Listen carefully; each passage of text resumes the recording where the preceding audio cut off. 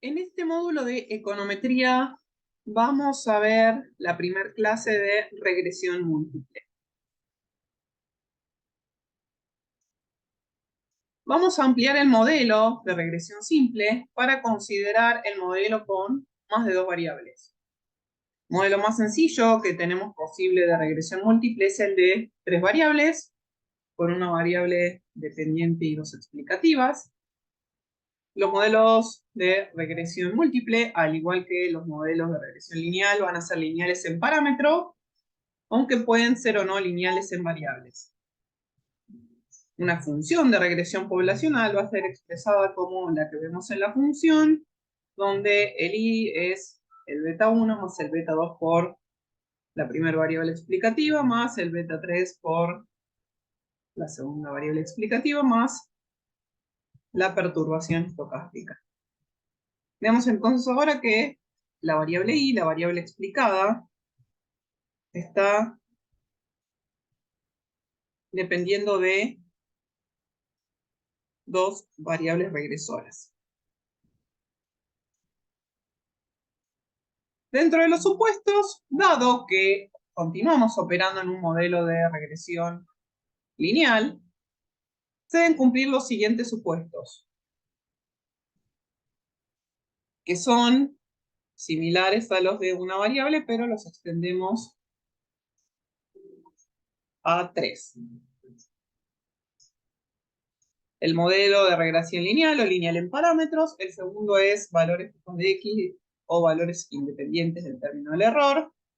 Esto indica que la covarianza entre los residuos y cada variable x tiene que ser igual a 0. Entonces esto nos muestra que la covarianza de u con x2 tiene que ser igual a la covarianza de u con x3 y eso es igual a 0. El valor medio de la perturbación ui es igual a 0. Entonces tenemos que el valor esperado del término del error dado las 2 variables regresoras es igual a 0 para todo i. Esto muestra que no tiene relación con ninguna de las variables. Se cumple que hay homocedasticidad o varianza constante de los errores. La varianza de los errores es sigma cuadrado. No existe autocorrelación entre las perturbaciones, entonces la covarianza de UI y de UJ es igual a 0 para I distinto de J. El número de observaciones n debe ser mayor al número de parámetros de estimar, en este caso 3. Debe haber variación en los valores de las variables x. Dado que agregamos una variable adicional, vamos a agregar 2 supuestos. El primero es relacionado a nuestras 2 variables regresoras. No debe haber colinealidad exacta entre las variables x.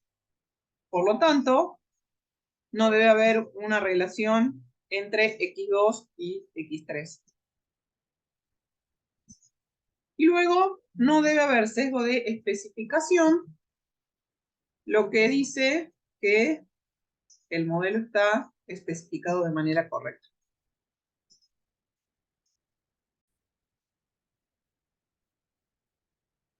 El supuesto 8 establece la no existencia de una relación lineal exacta entre las 2 variables regresoras, en este caso x2 y x3.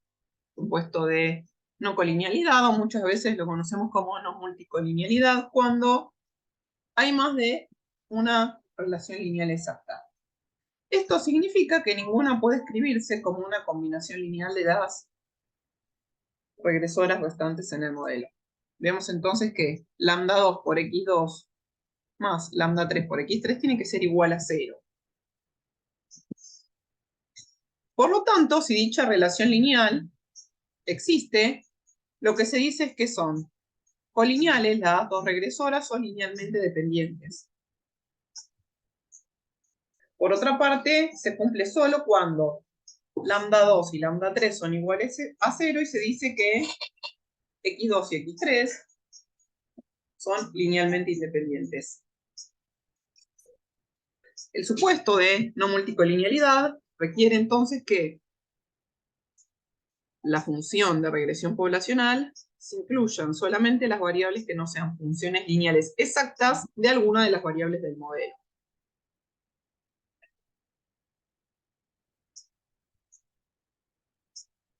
Vamos ahora a la interpretación de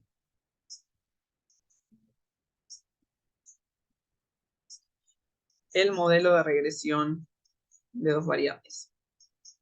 Con los supuestos de este modelo de regresión clásico, aplicamos la esperanza condicional en ambos lados y vemos que el valor esperado de i dado las dos variables regresoras es beta 1 más beta 2x2 más beta 3x3.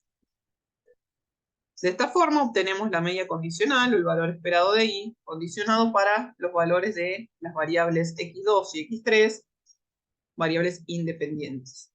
De esta forma, lo que obtenemos es el valor promedio o la media de i o la respuesta media de i a los valores dados de las variables regresoras.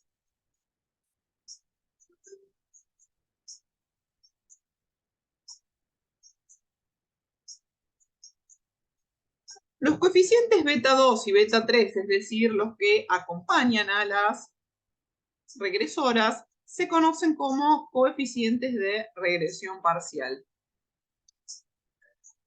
El beta 2 mide el cambio en el valor de la media de i, del valor esperado de i, por unidad de cambio de x2, manteniendo x3 constante. Entonces el efecto directo neto, que tiene un cambio de la variable 2 en el valor medio de i. Similar es la interpretación del beta 3, es cuánto cambia el valor medio de i por unidad de cambio de x3 cuando x2 se mantiene sin cambios. Pasemos ahora a los R cuadrados.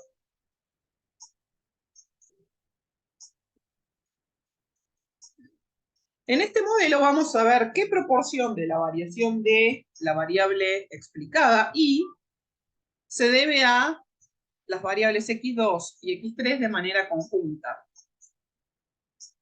En este caso lo vamos a llamar R cuadrado.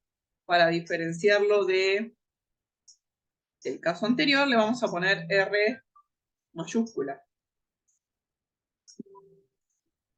Tal como estimamos algebraicamente para dos variables, que teníamos el R minúscula cuadrado, nos queda que el R cuadrado es la suma del cuadrado del error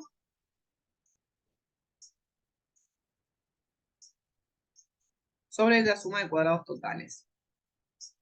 Esto es beta 2 estimado por la sumatoria de i por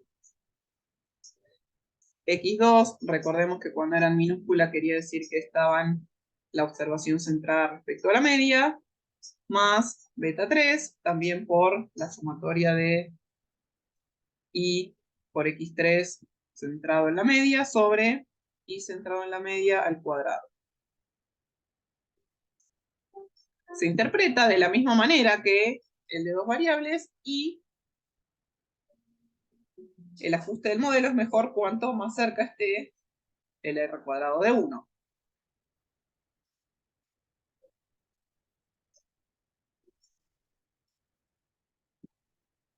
Veamos que la relación entre el R cuadrado y la varianza de un coeficiente es sigma cuadrado sobre la sumatoria de xj al cuadrado, x nuevamente centrado respecto de la media, por 1 sobre 1 menos R cuadrado de j. Lo cual vamos a dejarlo planteado y vamos a analizar más adelante, ya que nos va a servir para estudiar la existencia o no existencia de multicolinealidad. Una propiedad importante de este R cuadrado que estamos calculando es que es una función no decreciente del número de variables explicativas o regresoras que hemos incorporado en el modelo. A medida que aumentamos el número de x que vamos agregando, R cuadrado aumenta y nunca disminuye. Por eso, lo que estaríamos viendo en ese caso es que, independientemente si la nueva variable nos va explicando más, dada la forma en la que está planteada matemáticamente el R cuadrado, este va a ir subiendo aún la variable no tenga ninguna explicación. Por eso vamos a pasar al R cuadrado ajustado. Al comparar dos modelos de regresión con la misma variable dependiente, pero un número diferente de variables explicativas, hay que tener cuidado cuando escogemos el modelo con la R cuadrada más alta. De esta forma, vamos a ajustar el R cuadrado de acuerdo a el número de observaciones y los parámetros que incluye el modelo, incluido el intercepto de la ordenada del origen. Entonces vemos que el R cuadrado ajustado es 1 menos. En el numerador tenemos la suma cuadrada de los residuos dividido n menos k, donde n es el número de observaciones y k es el número de parámetros. En este caso, como tenemos beta 1, beta 2 y beta 3, k sería 3. Y el denominador es la suma de los i al cuadrado centrados respecto a la media dividido el número de observaciones menos 1. De esta manera, el R cuadrado ajustado lo que nos dice es que está ajustado por los grados de libertad asociados a la suma de los cuadrados.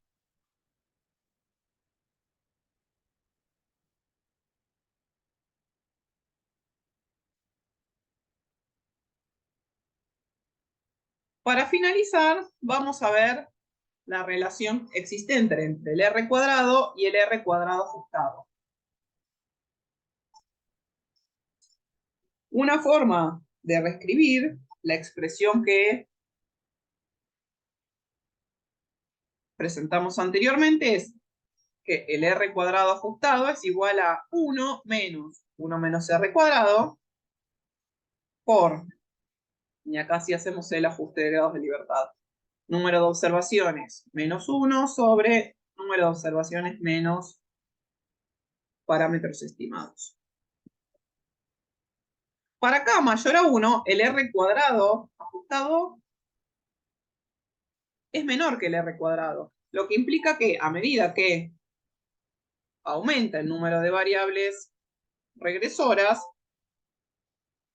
R cuadrado ajustado aumenta menos que la no ajustada. ¿Debido a qué? Debido a que va a estar explicado también por si realmente la variable está agregando algo a la explicación o no. El R cuadrado ajustado puede ser negativo, pero el R cuadrado es necesariamente no negativo.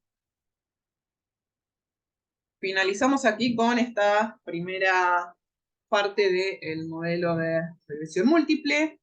Espero que haya sido de utilidad y continuamos en la próxima. Muchas gracias.